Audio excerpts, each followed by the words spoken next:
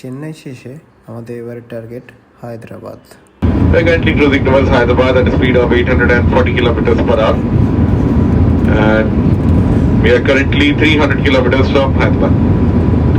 তো গাইস, 2 ঘন্টার ফ্লাইট শেষে পৌঁছে গেলাম রাজীব গান্ধী ইন্টারন্যাশনাল এয়ারপোর্টে।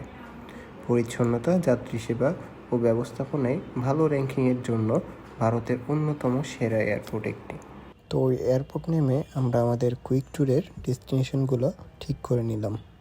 আমাদের টার্গেট হোসেন সাগরের আশেপাশের এরিয়া, যেমন বুদ্ধা স্টেট, টাংবুন রোড দেখা, পাশাপাশি শেষ দিকে চারমিনারেও যাওয়া। তো গাড়ি নিয়ে আমরা বেরিয়ে পড়লাম। মাঝে রাস্তার ভিউ কিন্তু অসাধারণ, সামনাসামনি দেখলে ভালো বোঝা যায়। হায়দ্রাবাদ এসেছি আর বিরিয়ানি ট্রাই করবো না তা কি আর হয়। এর মধ্যে লাঞ্চ টাইমও কাছাকাছি।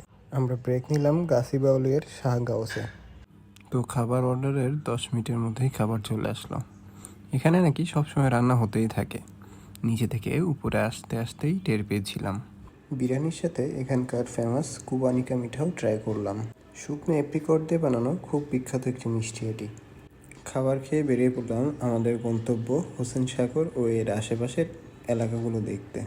বুদ্ধা স্ট্যাচু হলো লেকের মাঝখানে অবস্থিত বুদ্ধার একটি মূর্তি। বোট দিয়ে লেকের মাঝখানে গিয়ে সেটা ভালো করে দেখা যায়। আর ট্যাংবুন রোডের বিশেষত্ব হলো লেকের পাশে সুন্দর হাঁটা জায়গাটা। দূর থেকে যে বিল্ডিংটা দেখছিলেন সেটা হলো হায়দ্রাবাদের সেক্রেটারিয়েট। কাছ থেকে গিয়ে আমরা এটা আরও ভালো মতো দেখতে পাবো। তো আমরা চলে এসেছি সেই সেক্রেটারিয়েট এরিয়াটার কাছে। তেলেঙ্গানা রাজ্যের বিভিন্ন মন্ত্রণালয়ের অফিসে এখানে অবস্থিত। প্রশাসনিক কার্যক্রমের পাশাপাশি সরকারি নীতি ও সিদ্ধান্ত নেওয়া হয় এখান থেকে। সেক্রেটারিয়েট পার হয়ে আমরা চলে এলাম কানহা শান্তিবন মেডিটেশন হলের কাছে। আধুনিক স্থাপত্য ও আধ্যাত্মিক দর্শনের এক দারুণ কম্বিনেশন এটি। উপর থেকে প্রদীপের মতো দেখতে হলেও অফিসিয়ালি এটার আকার হিসেবে পানির ফোঁটার আকারের সাথে তুলনা করা হয়। এখান থেকে ট্যাংবুন রোডের দিকে যেতে চোখে পড়বে 34টি স্ট্যাচু, যেগুলো বিভিন্ন কবি সাহিত্যিক নেতা ও বিভিন্ন সমাজ সংগঠকদের। এর মধ্যে ভূপেন হাজারিকা ও হায়দ্রাবাদের সাবেক নিজাম শাসক মাহবুব আলী খানের মূর্তিও রয়েছে। তো গাইস, আমরা চলে আসছি আমাদের ট্যাংবুন রোডে। এখানে সন্ধ্যায় লেকের উপর সূর্যাস্তের ভিউটা কিন্তু অনেক সুন্দর। লেকের মাঝে রয়েছে বুদ্ধা স্ট্যাচু। পরিবারসহ হাঁটা ও ঘোরার জন্য এটা বেশ উপযোগী। ফটোশ্যুট করার জন্য এটা জনপ্রিয় স্পট একটা। বিভিন্ন সময় কালচারাল ইভেন্ট ও ফাংশন হয়ে থাকে এখানে। এখান থেকে সেক্রেটারিয়েটের একটা দূর থেকে সুন্দর ভিউ পাওয়া যায়। এরপরেই পাশাপাশি একটা রয়েছে মূর্তি, যার পাশেরটাই কিন্তু আমাদের বুদ্ধা স্ট্যাচু, যেখানে করে যেতে হলে আমাদের বোট নিতে হয় পাশের লেক স্টেশন থেকে। আর ঠিক উল্টা দিকেই কিন্তু রয়েছে এই কবুতরগুলোর জন্য সুন্দর মনোরম আবাসস্থল। কোন সময় চারমিনার দিকে যাওয়ার গাড়ি চেপে ছুটে চললাম আমাদের চারমিনারের দিকে।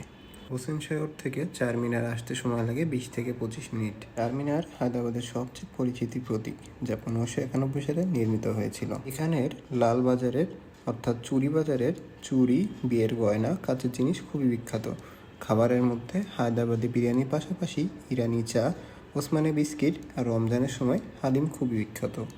রাতের বেলা টেরেস থেকে শহরের ভিউটা দেখতে খুবই সুন্দর দেখায়। তো গাইস, এখন আমাদের এয়ারপোর্টে ফিরে যাওয়ার সময় হয়েছে। যেতে যেতে আশা করি সানসেটের ভিউটা দেখতে পাবো। আসার সময় আপনাদের কিন্তু বলেছিলাম রাস্তার আশেপাশের ভিউটার কথা।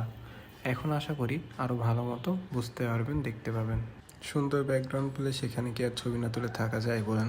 যেহেতু চেকিং হয়ে গেছিলো আর আমাদের ফ্লাইটের টাইম হতে এখন 1 ঘন্টা ছিল, আশেপাশে আমি হাঁটতে থাকলাম আর একটু দেখতে লাগলাম এয়ারপোর্টের আশেপাশের পরিবেশটা।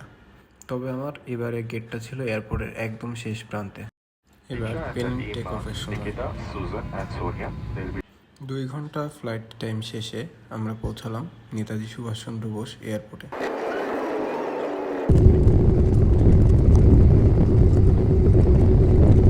এয়ারপোর্টের এই কারুকার্য অংশটি দেখে আমি বরাবরই মুগ্ধ হই।